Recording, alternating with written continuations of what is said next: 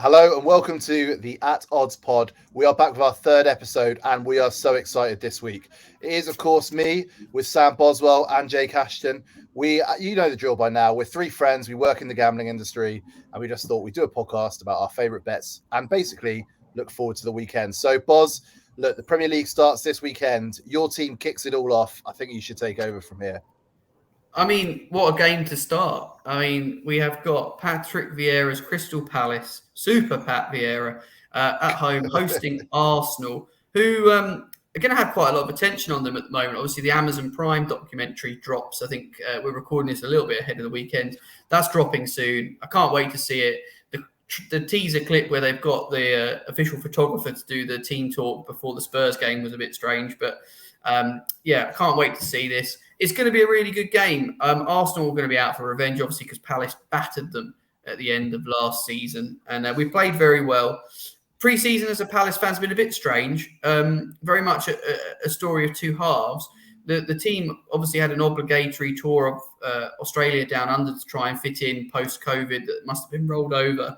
And as a result of several players not being able to travel for various reasons, knocks, health, vaccinations, that sort of thing. We had to split our squad in two, but it didn't seem to stop us having a reasonable preparation. The team that went down under were very young. It's sort of like Joel Ward and the kids went down, I think, more or less. So we've not been too worried. Zaha's been free scoring in pre-season against the likes of Gillingham. Scored 4 against Montpellier on Saturday. That was our last pre-season in front of a crowd. I'm pretty pleased with the business we've done this year. We'd love to have kept Conor Gallagher and got him back for another season. Doesn't look like that's going to happen. But yeah, I think Palace are a very solid side. Would I be diving into bet on us to win this game? No. But by the same token, I would not be touching Arsenal with a barge pole at 5-6. I think that's probably fair, isn't it? I think I sort of echo what you say in a way. I want to disagree with you, but I think Arsenal should win. Arsenal probably will win, but at odds on, it's been a long time, I feel like, since Arsenal have been a team you can back at odds on, on the first game of the season. And I'm not sure they're quite there yet, even though there are some promising pieces. What do you reckon then, Jake? I think that, Boz, you touched up on last season's game between the two sides. I really feel that game was like the start of Arsenal's downfall towards the end of the season. Everyone thought that top four was like a certainty at one point, and then Palace absolutely thrashed them, and then it just all started to fall apart properly. Like the last game especially, it was just awful. They didn't look like an actual team towards the end of the season, Arsenal, but I feel going into a new season, there's a lot of optimism around them, a lot, and it's all about Gabriel Jesus for me this game. I think that it's going to be interesting to see how he plays. He's going to start no matter what you'd expect. And I feel that he's got a chance of scoring. It's going to be him and Wilf Zaha who really do the goods, I think, this game. So, speaking of Wilf Zaha and Gabriel Jesus, please guide us through your bet, because I know it involves both of the two guys you mentioned. Yeah, so my bet for this game is Gabriel Jesus and Wilf Zaha both to have 2 shots on target each. Now, that's 4-1. That's just like the standard price. What I will say is a lot of bookmakers are going to be doing so many specials for this game, so it's definitely worth having a look around all the different bookies, seeing what specials are offered. They usually do like double up on bets like that, so a lot of specials are like 2 shots on target each for certain players. I've seen a request to bet where it is them two to both have 2 shots on target and then 2 bookings each side and 4 corners each side. Now, at odds of like 66-1, that is, it may seem tempting, but what I did see, I had a little look before actually of the opening games last season. None of the games in the Premier League had 2 cards for each team. So that's interesting. Yeah, it's something to bear in mind when you're betting this weekend, because I'm going to definitely look at specials this weekend and think, right, cards, that's all it's going to be. It's going to be so many cards. But yeah, in the opening fixtures, opening weekend, there was no games where there was 2 cards. So do you think the refs are told to kind of go a bit easy, or do you think they just ease themselves into the season or something? I do think that they ease themselves in. An interesting point also is that there's a whole lot of new referees this season. You've got Mike Dean who's gone, Martin Atkinson's gone, John Moss has gone, Kevin Friend has gone. Them 4 refs I've mentioned, they did 95 games in the Prem last season. So those 4 refs did a quarter of the games in the Premier League across the season. And those 4 names I mentioned too are known for handing out a lot of cards. How many times have we, the 3 of us, seen that Mike Dean's on a game and thought, you're right, he's going to be cards. He's definitely going to be cards. This season, there's going to be names who I wouldn't have heard of. I find myself to be like a fan of the Premier League, but I think there's going to be referee names where I'm like, no. Jake, I will touch on some refereeing stats for you later on when we come to because I was looking, I was desperate for a card bet, but just to row back onto this opening fixture, which Anthony Taylor takes charge of. Yeah, I wouldn't be too interested in cards. Don't think there'd be too much in that market. First goal scorer bet, I had a look at Wilfried Zaha at the prices. Thought 8-1 for a player that will be playing forward.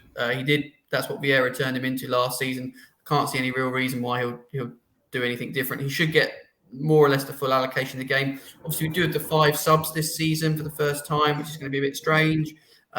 Be interested to see how that impacts things. If Arsenal are 2-3-0 up, I suspect people that have backed players that are key to Arsenal and coming off will be a bit frustrated, but that's just going to be one of those things. Sam, I think you've got a bet for first goal scorer you like the look of. Yeah, look, I've got a little asterisk by this because I don't actually like first goal scorer bets. I think they're risky. I don't like the value, and I'm all about the anytime goal scorer bets. But this one, I think, just stands out for me. It is Gabriel Jesus to score first. Obviously, that's not going to shock you. He's the shortest price, 5-1. But he's played 5 preseason friendlies so far. And I know, when you're playing Orlando City in the US, it isn't really something you can take as gospel when it comes to the Premier League season. But he started 3 of those games and he scored in the first half of all 3 he started. And the other 2, he's come on and scored within 2 minutes of the first one, and he didn't score in the other. So he has been scoring very quickly after coming on the field, be it from the start or from the bench. So I just think he's playing hot at the moment. Why not chuck that in? If I've got to have a look, this is a Friday night, start of the season. I'm going to be sat there watching it on Sky. I don't want to go for an even shout here. I want to put a tenner on, put a fiver on, and get a nice little return straight off the bat. So for me at 5-1, I think that makes sense. Sam, the perfect cowardly option here is to back it each way. Yeah, that's not a bad shout. That's not a bad shout. There you go. Split your stake, and then if you get your early goal, happy days. If you don't, but he scores, you've got your stake back, and you've got something to play with on Saturday. I must say I'm very tentative about a bet here, but I'll be playing Wilfried Zaha small each way. I'll probably have a few silly shot bets, but nothing of real note. Which kind of gets us underway, doesn't it? That game. I'm absolutely really excited for that. Unless the lads have got anything else they want to say about that game, we're going to introduce our new feature, which is very exciting for the Premier League season. So it's really simple. They've got 1 banker for the weekend, 1 bust and 1 draw. And we're going to see, we completely blind this. We haven't spoken to each other. So it'd be quite interesting to see if we've got a consensus or maybe we'll be taking each other on. But let's turn to you first of all, Jake. Give me your banker for the weekend. The favourite you can't see getting beat. My banker for the weekend is Tottenham. I can't see Tottenham getting beat this weekend. Southampton at home, first game. There's just a lot of... I mentioned Arsenal's optimism. The optimism around Spurs is even greater, maybe. And I just think at 1-3, short odds, but they are my banker bet, definitely, for this weekend. Fair enough. Sam, someone different for your banker bet, or do you like Spurs? I will be honest, I pick Spurs as well. At 3-8, I wouldn't actually bet on it myself, but it's more... I don't think they're going to be quite as good as people say, but this Southampton team, I think, are in serious risk of going down. So for me, this is more a vote against Southampton than it is Spurs, but they're at home, so it's going to be Spurs to start off for me. Fine. My banker, I'm going to kick it off with Liverpool away at Fulham. I think Fulham are an average side. Liverpool are a very, very good side. Yes, they've made some changes in losing Mane, but I'm not as concerned, I think, as I should have been. And yeah, 2 to 7-ish, that sort of price. It's one for a multiple, isn't it? You might want to play the handicap. I think it'd be a bit brave to be going -1, but for this purpose of this conversation, they're going to be my my particular pick. Right now, this is the more interesting section potentially. The bust. Which kind of favourite or short price bet do you think will get beat? What's going to get the bookies saved this weekend? Sam Farley, starting with you. Anything you think? Oh, I wouldn't touch that. Yeah, there's one, and we've briefly touched on this already, that I think is an absolute trap game, and that is the Friday night game.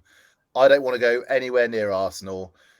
We saw last season there was a lot of optimism around them. Oh, yes, a nice little easy trip to Brentford on the opening day. What can go wrong? They got humiliated, absolutely torn apart, and I'd say one of the best opening days in Premier League history. It was absolutely magnificent. But Arsenal are odds on. I can't do it. I just can't do it.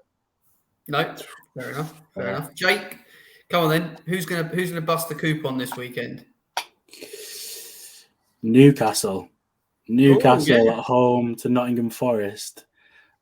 To be honest with you, it's because it could be anything. It could be absolutely anything. Newcastle, the odds that they are correct. They're like 8 to 13 to win, but I just don't know what's going to happen with Forest. I can see there's been instances where a promoted team first weekend of the Prem has come up and got like a mad win away. I think I remember like Blackpool doing it like 10 years ago. They beat like Wigan 4-0 away and everyone was like, what is this? You had Bolton beating QPR like 5-0.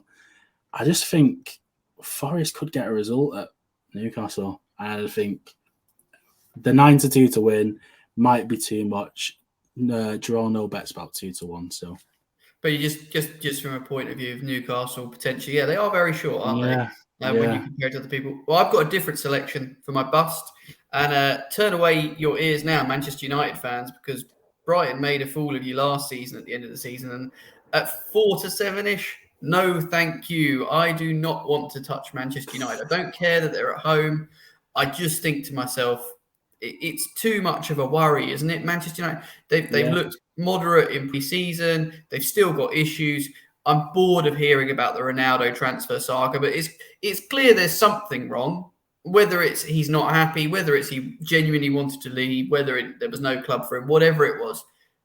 I just 4 to 7. I can sit and watch that game. I won't be backing Brighton, but I just can't put United in my coupon for this weekend. They can sit and I'm very intrigued by what they'll do. Yeah, I agree. I can see that happening. At the end of the day, if they get rid of Ronaldo, then they're left with Anthony Martial up front, who scored like. He's been very good in pre-season, in fairness. But I don't want to overread into pre-season. It's too easy. He is a pre-season Pele, though. He has a name for that. Yeah, he does. By which I don't mean a Brazilian fraud, but carry on. You were a bit of a playground Pele, weren't you, back in your day, Farley? I imagine you were a tap-in merchant, just sort of lurking by the back post. I'd say more like a big Alan Shearer, you know. Had your growth spurt early, clearly. Right.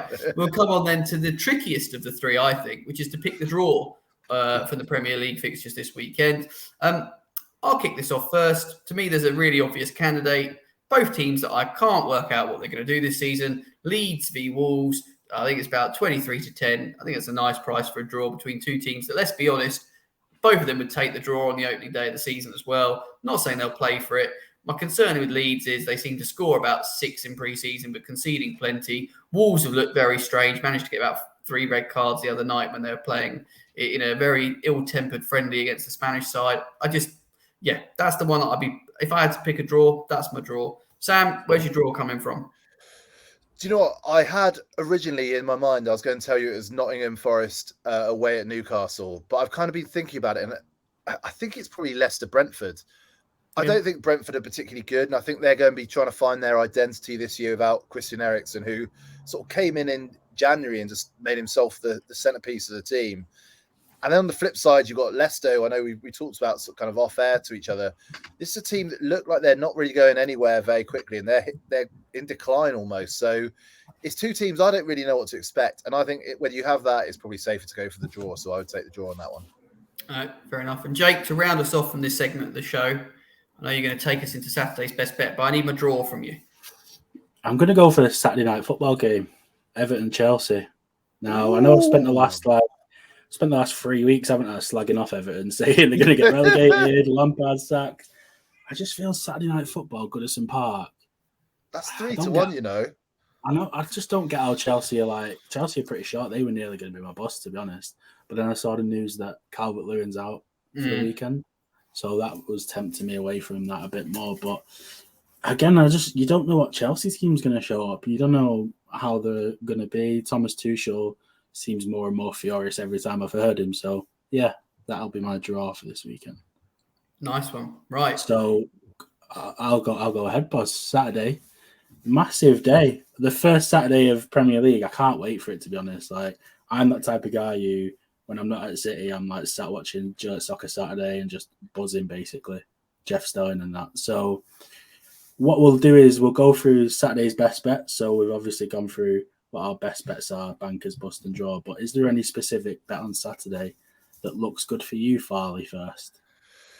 For me, it's a game Boss talked about as being a potential draw candidate, Leeds V Wolves. I've got this as an under 2.5 kind of special.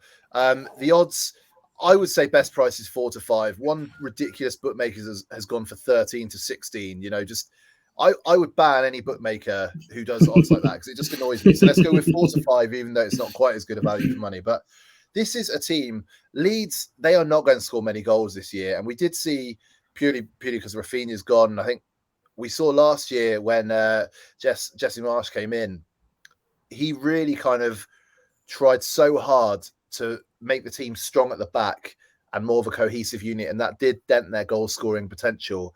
And on the flip side of that, you got Wolves, who had just the most bizarre record last year, incredibly good defensively, dreadful going forward. And this to me just has this is a 0-0, a 1-0, a 1-all. Neither team's going to score two. I will anything I'll come on to wear a pair of pants next week. It's not going to happen. I will hold you to that. I'm not sure that's the deal we wanted to make, but we're there. Okay. Farley, I'm going to throw something at you though. Hang on. Leeds hit 6 in their pre-season the other day. Rodrigo got a hat-trick. Do you not think they're going to have the same? Do you not think they're going to have to? What would worry me about this bet is there not potential that Jesse Marsch is going to insist, especially at the early part of the season where he's trying to put his template down? Yeah, we're going to still play free-flowing, attacking football because he's still got that little bit of lack of pressure from the board. If he gets battered 4-0 in this game, then he's going to have to start thinking about changing. But you're not worried that there could be a bit like Wolves might suddenly find some shooting boots this season? Surely they've got to have worked on that in pre-season. I don't think Wolves can be as bad in front of goal again because it was almost impressive how bad they were last season. But I don't think they're going to suddenly become this incredible forward playing team overnight. And as for Leeds, who is it? Cagliari or something?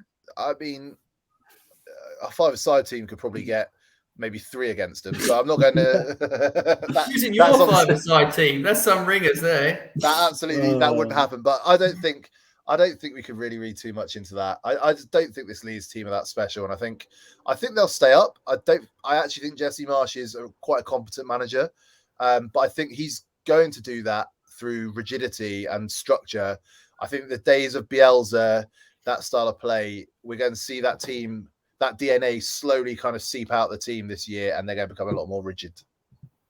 Okay. So it's under 2.5 in that Leeds Wolves game. Go across to Sam Boswell now. He's usually king of under 2.5. He loves tipping under 2.5. Didn't work out too well in the Community Shield. Hands up, no, I must say. Not quite, I thought I was going quite nicely at one point, but there we go. So what are you thinking for Saturday, Boz? Aston Villa travel to Bournemouth. And this is a Bournemouth side which Scott Parker seems to already have thrown his toys out the pram. There was a comment the other day about how he feels the team is weaker than it was when it got promoted. He's not really managed to add to it with the quality that he's been looking for. Villa, this is a real good season for Steven Gerrard to really now stamp his mark. I think the Villa board have been really fair to him. I think they've backed him. He's picked up some nice signings. Listen, when Jack Grealish left Villa, everyone was bound to be concerned for them, but I think they're going to be fine. They've got solid Premier League players in there. Nice bit of flair with the likes of Coutinho. They're even money to go away to a Bournemouth side. And let's be honest, if you're worried about teams playing away from home, Bournemouth is not the most intimidating of crowds. They're not exactly going to be blowing the roof off. It'll be fine. Villa will turn up. They'll do the job professionally. And to my mind, I don't think they're going to blow Bournemouth away because Bournemouth will try and keep it tight. But even money for an established Premier League side to go to a team which is the relegation favourites, 4-1 to be bottom at Christmas, by the way, is another bet I found. I wish I'd found it before we did our anti-post preview, which, by the way, is well worth checking out. Got sort of 45 minutes of Premier League preview before the weekend starts. If you still want to have an anti-post bet, check that out. But Villa, even money, my best bet for Saturday. Love that. I actually do. I like that. I can get behind that, definitely. Mine's just a quick one. Harry Kane to score against Southampton. I think Harry Kane's actually been known in the past to struggle in August, I think, hasn't he? Like, there's been a few times where he'd gone like, I think it took him 3 seasons to score in August in the Prem. But I just think that this game's just got him to score right now all over it against Southampton, who again, like Farley said, going to struggle this season and defensively look a bit poor. So, yeah, Harry Kane to score for me this weekend, Saturday, definitely. I was amazed he was odds against Jake, to be fair. I thought he'd be odds on 10 to 11, a bit shorter. But, you know, we are recording this a little bit ahead of time and those prices will potentially change. Not that there's been any news to suggest Harry won't start. Be interesting to see actually who lines up for Spurs. Obviously, spending all that money on Richarlison, who comes out the lineup. I know it's tough. It's tough whether or not he's just going to be happy being a rotation player or not. It's going to be the defense is the one that I've got the most question marks over. Perisic, the guy can barely play 60 minutes in Italy without getting subbed off. Can he last 90 in the Premier League? I'm not sure. Lenglet from Barcelona, I don't know how good he is, and I'm very confused by that team. But that is what we're going to have on Saturday. But that moves us very nicely on to the first Super Sunday of the year. Leicester-Brentford, that isn't televised, of course not. But 2 p.m. we're going to have Man United hosting Brighton. Then at 4:30, West Ham hosting Man City, which I'm sure Jake is going to be eagerly tuned to. So why don't we go through our best bets for Sunday's slate? Boz, why don't you start us off with this one? I've gone for the most boring short price thing that I could find. I'll be honest, I did look at Jake's, both teams scoring all 3 games. I thought 5-1 was short, would want a little bit bigger for that. But nor do I think it's a bad price. It's kind of about right. Jaden Sancho, Farley, yeah, if I was picking a United player to score any time, he's going to start. It's a big season for him, completely agree. So that's my take on your two. On mine, now, talking a player that needs a big season, this is it for Jack Grealish for me. If he is going to last in this Man City team, he's got to kick on, and I need to see him do more. Now, I appreciate in his role in the team, it's going to be a bit more creative. We saw him assist Haaland quite nicely to get his first goal for the club. But I want to see Jack Grealish have a few more shots on goal, which explains why he's 4 to 5 for a shot on target, which for any Man City player that runs at the goal, cuts in, it seems the wrong. Phil Foden, for comparisons, 2 to 5. Now, they're not playing identical roles in the team. I get that. But if Grealish starts, for me, the danger I've got is he'll be the first hooked if he's not performing. Yeah, that's true. I do think Pep will give someone like Foden, who's a bit more established in that side, longer. Bernardo Silva, if he's playing, will get longer. I can see Grealish, and that's why I think he's under more pressure this season with the extra substitutes. You're going to see Pep as well. I know he can be a bit cagey with his subs. If he's pissed off with someone, he's hooking them. They're off. Yeah. So that's my kind of take on it. Jack Grealish, I want him to have a really good season. England needs him to have a really good season because to me, he is the man that will unlock the ability that we have in this England team to go to the top level. And at 4 to 5 for a shot on target, I think if he starts the season well, he's going to be going off a lot shorter every week for shots on target. That's Jack Grealish. I absolutely love that, Boz. I've got him in every fantasy team. I've got him in my fantasy draft. I've requested some bets with some interesting lines from him. I'm all over Jack Grealish this year. I think he's going to have a really, really good year.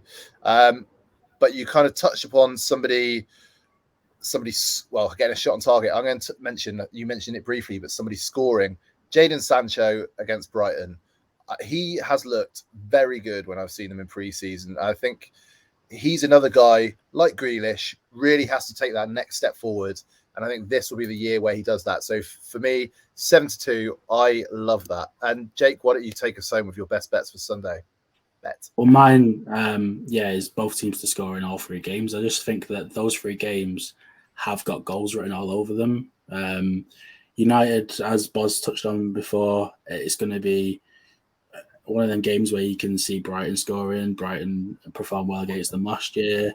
City, I think West Ham are going to be up for it. The fans will be up for it, and I can see West Ham scoring in that game too. And then that Leicester-Brentford game just has got goals written all over it for me too. So I just think both teams to score. Again, 5-1 is a short price, but as I said before, bookies are going to be throwing specials around everywhere this weekend. So just have a little browse around all different bookmakers. Just see if there is anyone giving a boost. I think there will be a boosted price on both teams to score in all 3 games on Sunday, I reckon. It's a nice bet to have in terms of if you get through the first leg of it, you've got 90 minutes of West Ham City. Realistically, I can see the angle there. I do think it's a bit tight these days, but you're right. Shop around, and I'm sure you'll find some value. Yeah, exactly. Well, that covers off the Prem, but of course, last week we had the return of the EFL, which was pretty exciting. Some shock results as well. I'm still not adept enough at EFL or nearly knowledgeable enough to really want to put anything out there. So I'm going to take a bit of a seat this week. And I know Jake will want to talk about the Carabao Cup midweek, but I'll talk to Sam Farley first because he's our EFL man for the week, and he's got a best bet for us, and he's got an anti-post bet to look at. Yeah, so look, I'll guide you through the one for the Saturday first. It is Salford away at Swindon. They're 23-10, over 2-1 for one of the better teams in League Two versus a Swindon team who they got humiliated 3-0 to Harrogate Town last weekend. And I've got a few Swindon supporting friends, and they've been slightly worried going into this season. And after that result, you know, the alarm bells are going off big time. They don't have a particularly experienced manager there. It's somebody who was the assistant of the previous manager who left, that I know a lot of people weren't even a fan of him either. So I think at over 2-1, that's a nice little, you know, maybe chuck that in your racker if you've got 3 shorter priced ones and you can really boost up the odds. One of those sort of bets, I very much like it. But I want to talk to you about the anti-post because on Monday, I was fortunate enough to go down to Vicarage Road and watch Watford play Sheffield United. Really looking forward to the game. Obviously, 2 teams there who probably had promotion aspirations. Started off fairly equal, but Sheffield United ended up being torn to ribbons by the Watford front 3, which was Sarr, João Pedro was the kind of effectively the forward man, but he kept kind of dropping in and playing onto the other 2. And of course, Dennis, who, if you had him, you probably did in fantasy football last year in the Premier League, you know that he had a little streak of scoring goals. But on Monday night, he was sensational. He didn't score, but he was so good. So I had a little look after the game at what he'd be to get the golden boot in the Championship, and he's 25-1. And I think this Watford team, you know, there's the danger they might spread the goals around between that front 3, but they looked really, really impressive, and they do have Premier League experience. And you'd have to assume that Sheffield United, when it's all said and done, will be one of the higher teams in that league, definitely a top halfer. So for Dennis to have played like he did, was so impressed. I think he's a really good value bet at 25s. 2 things that are going to stop you there, Farley. The only 2 things that hold me back from backing that, the August window is still open and the January one's still there. There will be a lot of desperate Premier League teams sniffing around them. And if Watford aren't at the top of that table, and even if they are, that's the only concern I'd have. He might play so well, he's going to play his way out of your bet, and he could leave the Championship top scorer in January. So best of luck to you, but I'm a coward, and I'm going to let you take it. Yeah, that's fair. That's fair. So how about you, Jake? You said you got a bet for the Carabao Cup. Mine's just purely a mention for the Carabao Cup, to be honest, because it's the first round next week, midweek, and there's just always goals. And I think that it's important to mention that that's happening in the midweek, to be honest. I don't want to tip something just for the sake of tipping it. But I just feel that there's been a lot of midweek Carabao Cup like fixtures where both teams to score has just been unreal because teams play the weekend sides. It's just the start of the season, so there's going to be players who are trying to play the way into the first team, to be honest, in some of these fixtures. So again, goals, mate, goals over 2.5s, or both teams to score. Like Palace have treated it very much as a pre-season game in the past. I can remember us getting knocked out really early rounds by lesser opposition. I can remember there's plenty, unless you're really like a top elite 8 Premier League side. If you're Bournemouth or a team like that, you're not going to be too interested in this cup. Yeah, exactly. So I just feel that it is one of them midweeks, again, first round, where it's just going to be goals. And there's so many fixtures. I had a look on the on betting sites before, and there's just so many games, and it's just easy to get an acca from them, basically. Can I quickly chuck something out there when we're talking about goals? I just wanted to flag this. Yes. Don't know if you saw this. Championship this week, 11 out of the 12 games had under 2.5 goals. The bookies are well aware of it. I've seen a couple of them actually doing specials for all 12 games this weekend to go under. Oh, okay. But it's just worth keeping an eye on. That might be a trend we could see go on a bit further. So just want to flag that for our listeners. Okay. I like that. Definitely. I think we need to look elsewhere across Europe, to be honest, because it's not just the Premier League that's going to be starting this week, and over the next few weeks, we're going to start seeing stuff. We're going to see all the big leagues, Bundesliga, La Liga, Serie A. Is there any tips in particular for either you guys who you see anything that you like the look of in those leagues? You can see him on the bottom of the screen, Jake, that I'm going very much for a match day bet versus Farley's much more longer term, more valuable investment. PSG -1 will be my bet, 8-13. I can't believe this PSG side are not going to start doing better on handicap bets this season. The amount of times they screwed me over last year, usually on a Sunday night, and I was after a couple of goal wins, and they managed to end up scuppering accas. But, we got that man Messi in there. We got that man Mbappe there. There's too much firepower for me.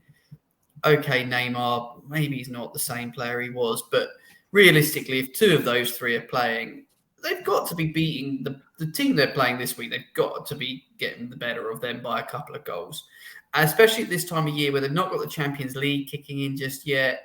Yeah. You're going to expect to see them. I'd be a bit more. I get it. Maybe later on the season we'll see some more rotation when they're fighting on a few fronts. But for me, they've got to start the season with a bit of a bang. And it's self-explanatory. One to throw in an acca. I know it's a short price, but for me, it'll be in every acca this weekend.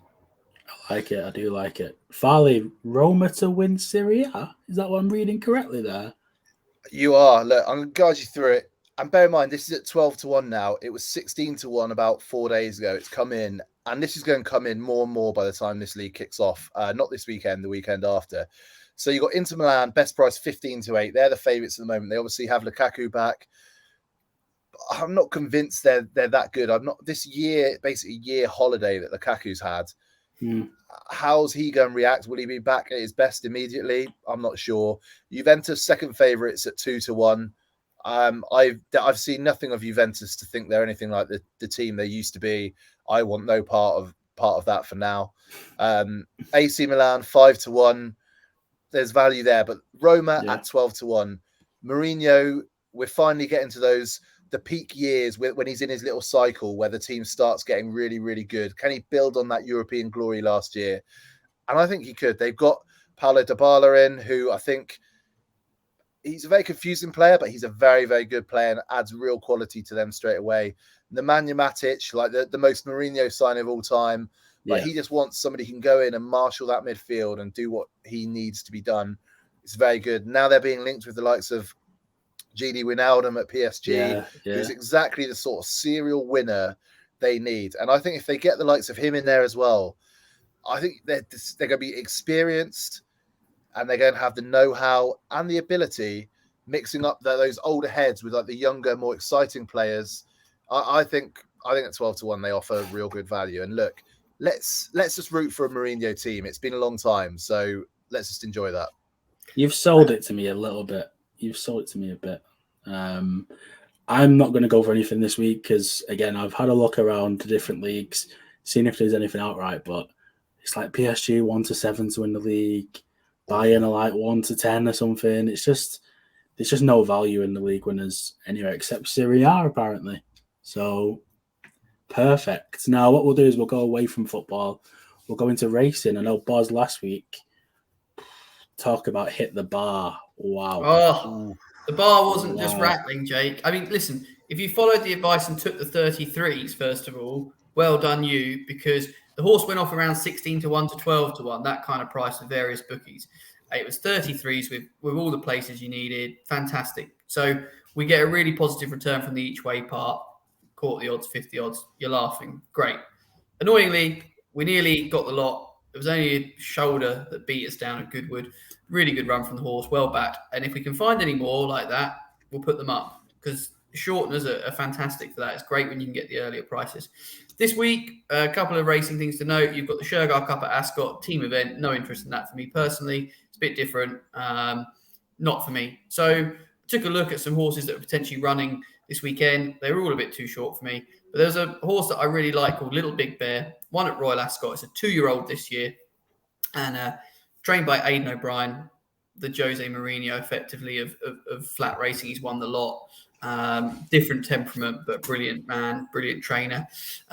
This horse, like I say, has progressed really nicely. It's been running over 5 and 6 furlongs so far in his career. The Guineas next year at Newmarket in April, May time. Will probably be May, sorry. Will be that a little bit further. Will be a mile. Had a look through his pedigree.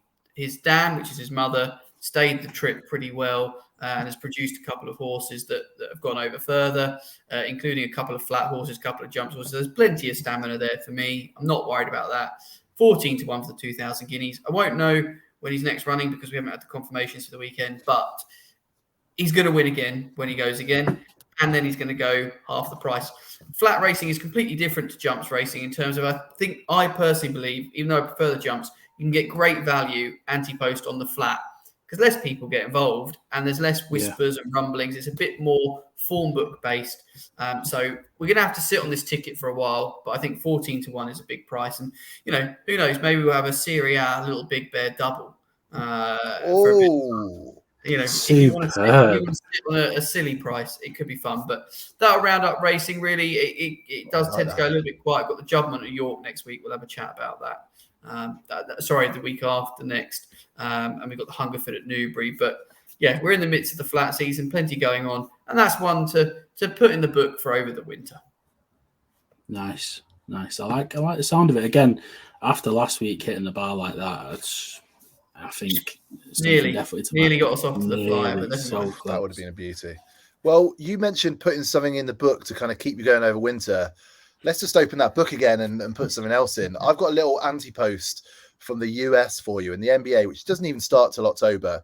But I want to get this in early because I think the odds will probably come down as we get closer. This is Zion Williamson of the New Orleans Pelicans to win Comeback Player of the Year at 25 to 1. I don't know if you know much about Zion, guys, but he was drafted first overall a couple of years ago. Last year, he didn't play a single minute on the court because he was injured. He had a foot injury, and he's basically been injured for pretty much the entirety of his 3 years in the NBA now. 2019, he had 24 games and 61 games in 2020, and obviously none last year. But this guy, he is a physical freak. First pick in the draft, he was compared as being with the likes of Michael Jordan as like a can't miss prospect. He was going to be the next big thing. Signed to the Jordan brand, got his own shoes despite being like a rookie, which is just unheard of. He has everything going for him. He's the sort of guy that looks like he could be a shot putter, an American footballer, a rugby player, a footballer. There's nothing he couldn't do. He is a freak.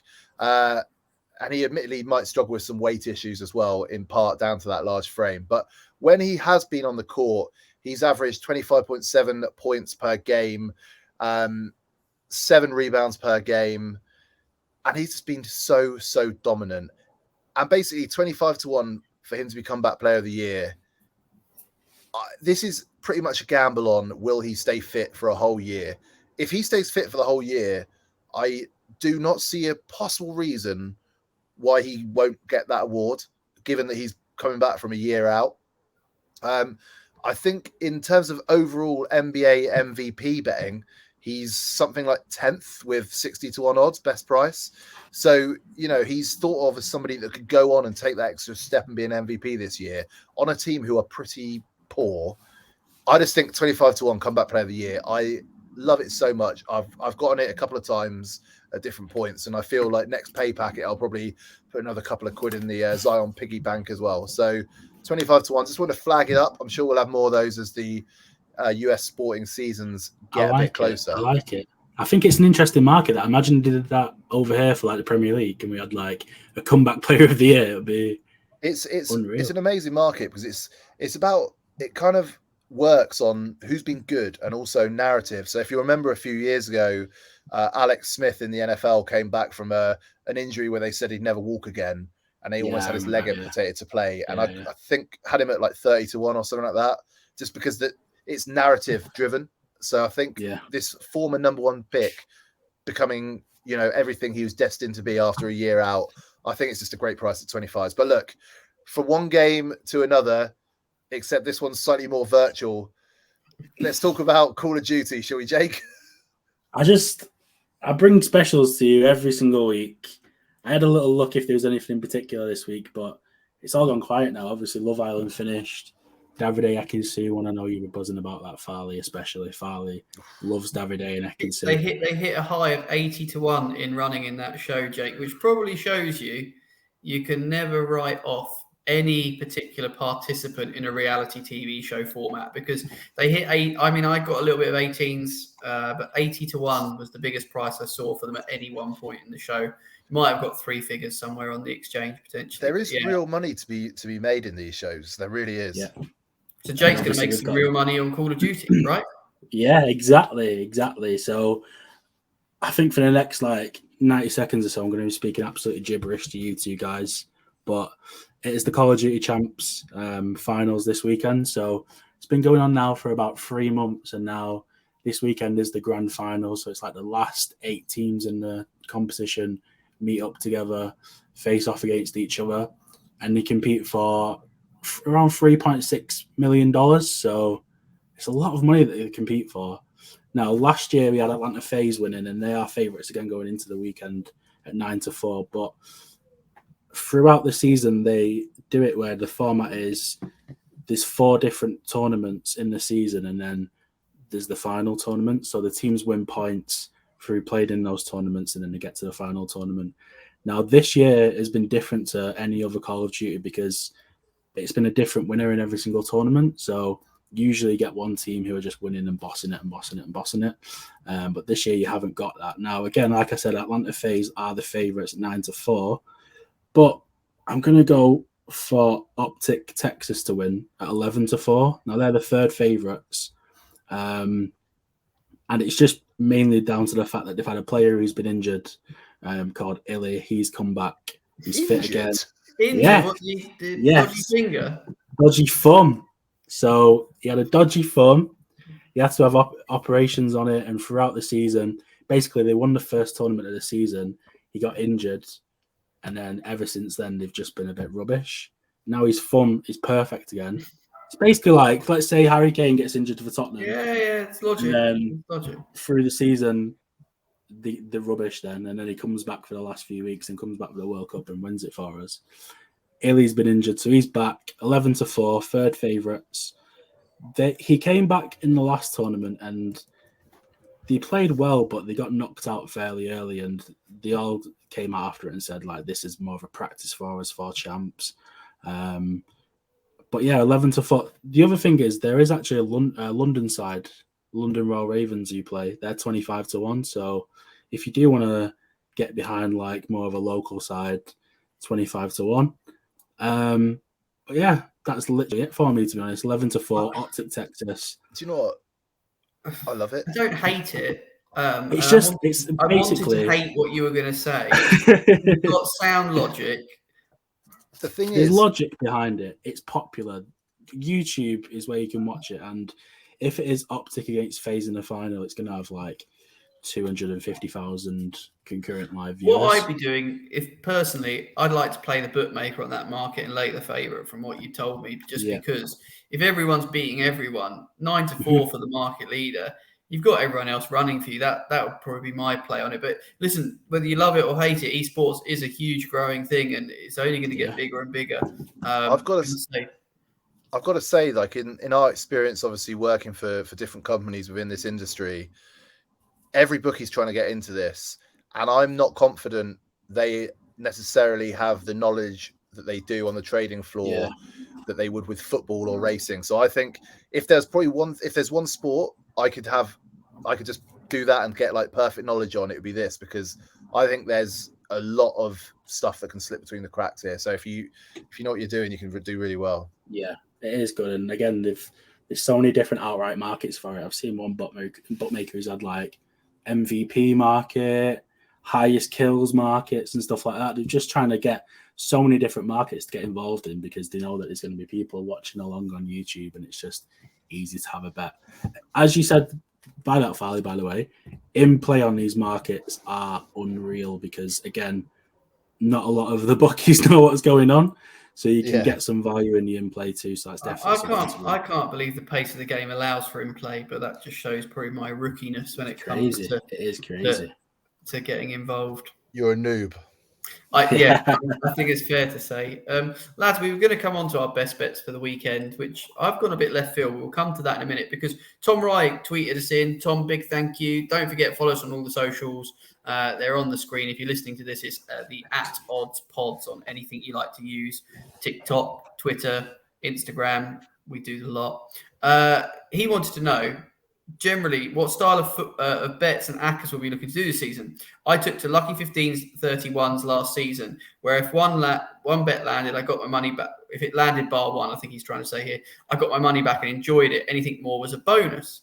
Well, I'll give you my opinion, Tom, straight off the bat. I love a lucky 31. Small stakes, big win for things like first goal scorer bets each way, usually, because if you get the place line up, you're fine. And I do like it for card betting as well. And I'm going to do a massive aftertime here. Last day of the season, I got very lucky. I had 5 card bets in the lucky 31, 4 copped, and I picked up, I think it was 4 figures off a reasonably small stake. And I was on for one more, and it was the lot. You know, I think it was a 3-1 shot. So I was looking at a return of 4,500 when it all came in. Now, it didn't all cop, but I got enough of a return that I was laughing. And for card bets for the 90 minutes, I love that sort of thing. I'm going to be taking card bets a bit easy, actually, this season.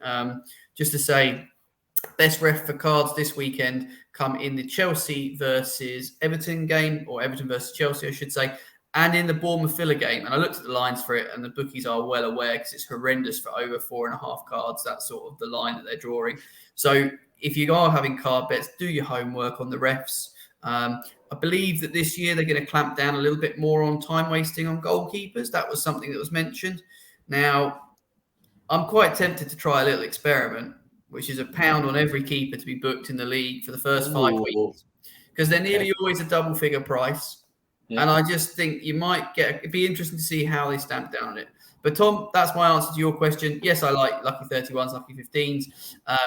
The racing ones, you get your bonuses on as well. Some places, they're always good fun. But on a football perspective, Sam, any specific bets you like? Do you know what? I just like singles. I know it's very boring. Oh, I like so vanilla, Farley.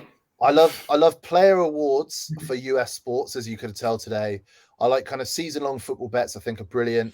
And the one I love is, I'm not the biggest better on racing, but I love a racing anti-post. And Boz, you're a guy, I'll always be in the group chat kind of saying, who should I get on? And I love it. I love to see, and I think it was a few years ago, had Chacon Poursoir 50-1, months and months before Cheltenham. It got shorter. It got shorter. He was on like odds on the day. This is going to win me money. And then withdrew. And it was me that gave you that bet as well. Give me the credit for that. Yeah, it was. But for that, I think racing is just so good for that, because it doesn't always go the way you want it to. Sometimes you'll end up with kind of getting a pretty bad odds for somebody who's actually turns out to be terrible. But if you can get on somebody a bit early and it works, it's such a really good, fun feeling to watch them through the season. It's very hard now in jumps racing that there's so many good people that are very publicly tipping in shows like this, and credit to them. I'm not knocking them, but it's made it a darn sight harder. The Willie Mullins dark horse for the Supreme, bookmakers won't take much of a chance now. If you request a price on anything, you'll get 33s. As soon as it's trained by Mullins, it'll be cut to about 20s, and then everyone will pile in, and it's suddenly 10-1 without having ever seen a racecourse. Jake, what about you, bet-wise? Any particular bets, thinking with the football back, anything you strongly like? I am an absolute mug, Sam. I have... Well, we knew that. My bet every weekend, I do a 20-fold over 1.5 goals bet every weekend. I pick 20 games, over 1.5 goals per game, 200 to 1 it usually is. How many times has it won? It usually comes in once a season. And would that cover you effectively? Yeah, in the last, I put like £2 on it every weekend. In the last 2 years, I've won 2 of them, so it's not too bad. I might have to start laying those bets privately off you, Jake, because that goes against every bone in my fibre of bad value. But again, though, it gives me something. They entertain. It gives me something to tick off while I'm watching Soccer Saturday, basically, and that's what I like to do. So it's just, Tom, you asked for our bets. That's the hackers I like. That's what I do every Saturday. So. And there's nothing wrong with that, because it's just a bit of fun, which is fundamentally what we're all in it for at the end of the day. Jake, you'd be better off buying lottery tickets, but we'll have that discussion off there about probability and odds. Right, I suppose we'll come now to the big weekend treble. I'm going to leave mine till last, because I'm probably going to be the one that's going to upset us all. Sam, kick us off. I'm going over to France for a game you actually mentioned earlier. It was PSG. They're playing Clermont, who was 17th last season. Absolute tosh. I'm putting money on Kylian Mbappe to score. This is now, I think this is the first proper competitive game since, it truly became his team, if it wasn't already. The new deal. I just don't see him not scoring. He's the main man now there. Everything goes through him. 8-11, I hate to bet odds on any times, but I can't see anything but PSG hosing them. And if PSG hose them, then Kylian Mbappe will be on the score sheet, almost guaranteed. No. Okay. I do like that. I like that. Went PSG in their Community Shield last week. I saw that Neymar scored a couple anyway. I don't know. Yeah, that doesn't count as a proper fixture though. That's someone said it. I'm glad someone said it. It doesn't count. It doesn't count. That's good. That's good. I've gone for Harry Kane to score against Southampton. I know I mentioned it earlier. You're very all in on this, Jake. Harry Kane. I do need to mention the last 2 weekends. The person who I've tipped 2 people to do individual things, win a fight, score a goal. Both got injured. Don't like it, but you won't make it 3 in a row. Touch wood. I mean, if Harry Kane doesn't Arsenal ahead of a World Cup, we'll blame you, Jake, and we'll make sure that Harry is made aware that it's all your fault. But listen, at least you're not jinxing an entire team this week with injury. That would have been impressive. Exactly. No, I think you've made a really strong case for Harry throughout the show. It's been good. I'm going for the riskiest one really this week, and it's 7-5.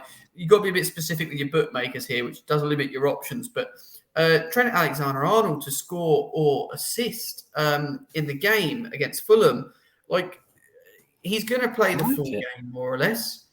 He will be on free kicks in some capacity. I appreciate they get a bit shared about, but he's very capable set play taker.